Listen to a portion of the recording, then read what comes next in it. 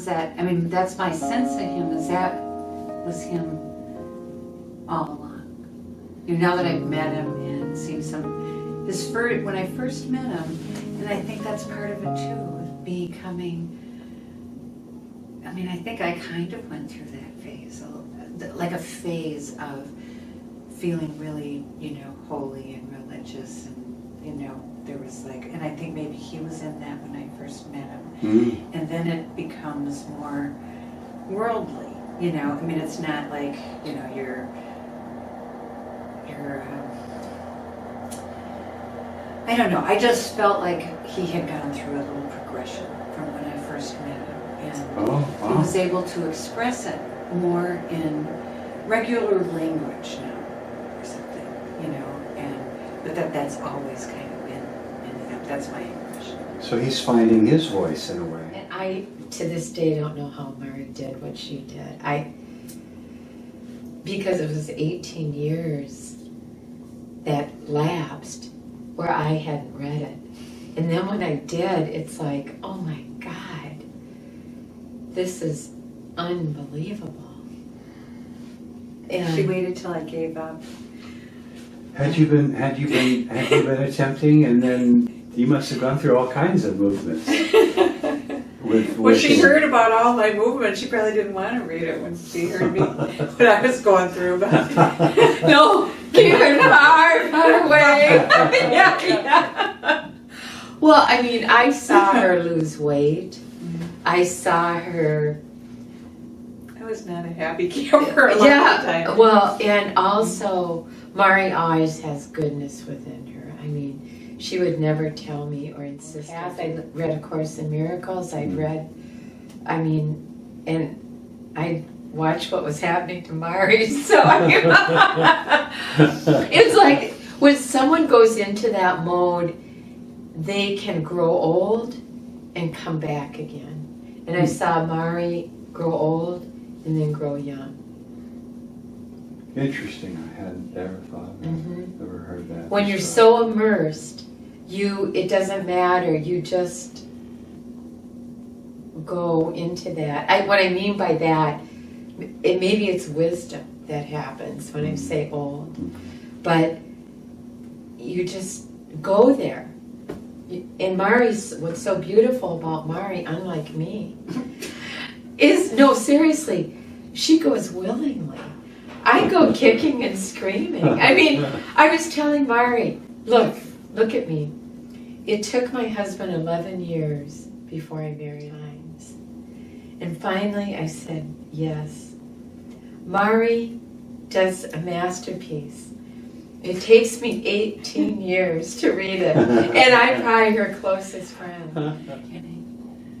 What? You'd get sucked in. You'd get sucked in. Once you got in, you wouldn't get out. You were like, I don't want to go there. Damn it. I'm going to play for a while. Well, I've always been deeply spiritual. And independent. And I'm still going to be independent. Yes, of course you are. I know. I still tell you, how many times do I say no? You know? I mean, or I'm just not comfortable with that, Mari. But out of love, it's kind of like make me do for love what I would not do. And that's a song from the 70s. And I always loved that song. It was like the song of my heart, because it made me surrender. Love makes you surrender. But you can see how resistant I really can be. Because I'm so worried about being taken over. I'm so worried. I'm not now. Little did I know it was so great. You know, John was kind of a primer for that. You know, there you come, and it's like, here I am, and now Jesus. It's like, whew. So, but, you know, you're always so devoted to what you did, and I always admired that. Mari had that natural devotion. I had the stuff, you know. And it's sort of like we've been talking about, how you look back now. And you can see everything had its reason. Everything and its timing. Everything had its timing, exactly.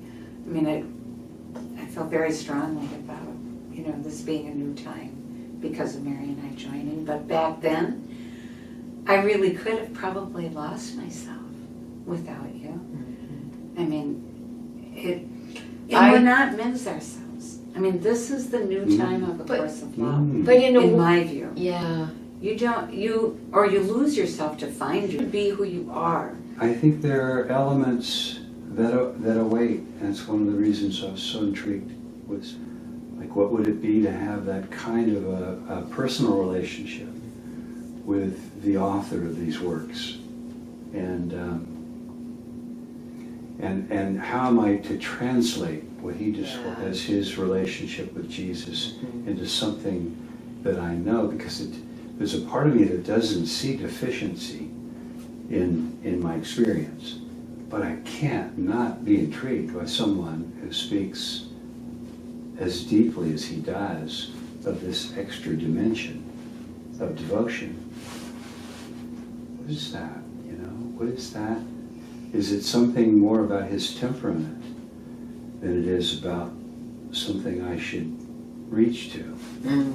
And what I come to so far, that's new, right? That's what I come to so far, is that his temperament and his background, clearly, may have made him really receptive to this experience. But if it's a human experience and it attracts me, then it's not one that I should think I don't have. I really feel there's something is open up his, one with me and Mary, and one with the Course and Course in Miracles. Yeah. It's like ordinary time and what's beyond time. I mean, this is all kind of in this swirl right now. It is in the swirl. It's a sweet swirl. And, sweet swirl. And I have to say, I just feel him becoming a little intoxicated with it. Just really drawn to how exciting this is for me.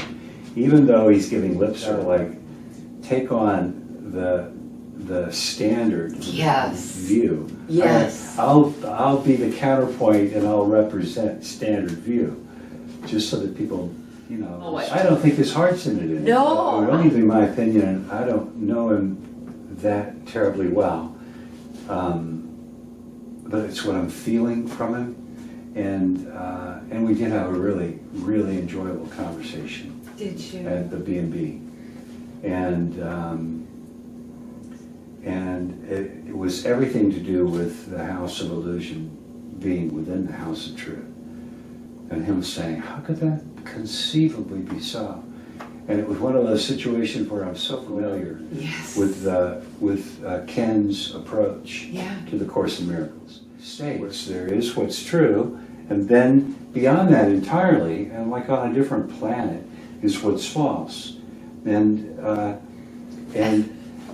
so I was often to, he came in, I helped him find where it was, and then and then I listened very patiently as he, proposed this standard opinion about how crazy it is to say something as wacky as the House of Illusion is within the House of Truth. To Ken's people, that's madness.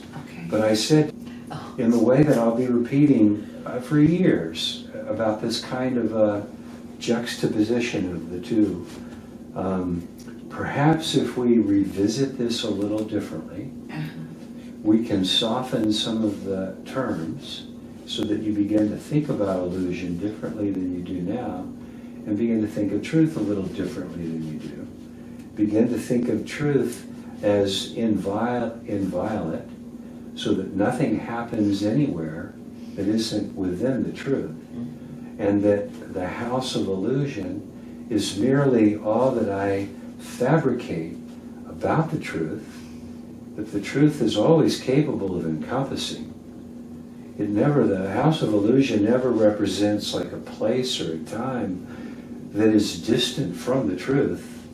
It's just a little place I go, sometimes with others, where I hold a mistaken relationship with what's genuinely true all around me, and call that it's like we'll join and we'll join in the House of Illusion together, but it's never outside of the house. He was able to. He didn't go, oh, I never thought of it. It wasn't like that, but I think he could feel that there was something there to what I was saying. Yeah. He got a little taste of, whoa, that was like, whoa. Yeah, you do that. And I think he wants more of that whoa experience. Yeah. And you have to want more. Break free of the confines. Exactly. Of that tight Exactly. catechism. Of course, means when it says this, that, or the other. That's one of the ways that it's a new day. Right. And one of the ways that the old sense of time is ending, relative to all those who have used the Course as their principal spiritual path. Like they're at that threshold, right? And Course of Love describes that threshold and says, you stood here peering over the threshold going, I'm not ready to just yet. And we're invited, right? What I just described as his actual experience. It was certainly enjoyable for me to go through my version of his experience. It was a wonderful conversation, actually. It was Oh.